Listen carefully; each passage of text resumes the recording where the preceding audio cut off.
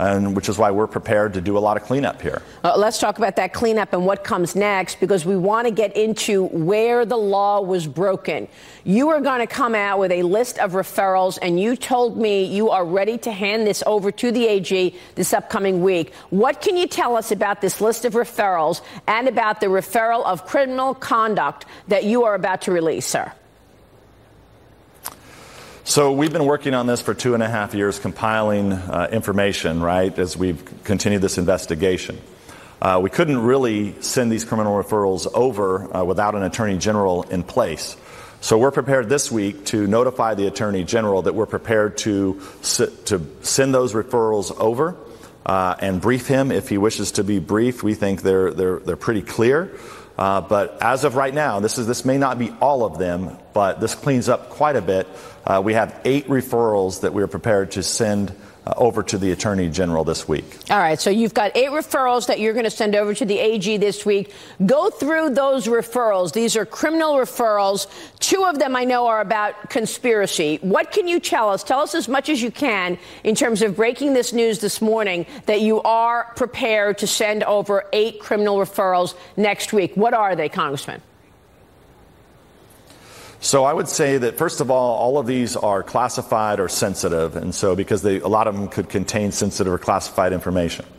5 of them are what I would call straight-up referrals, so just referrals that name someone and name the specific crimes. Those crimes are lying to Congress, misleading Congress, leaking classified information. So 5 of them are those types.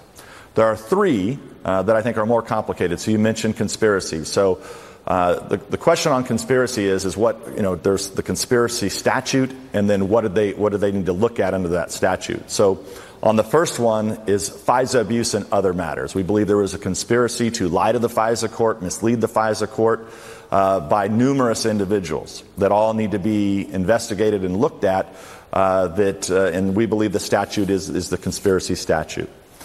The second conspiracy one is involving manipulation of intelligence. That also could ensnarl many Americans.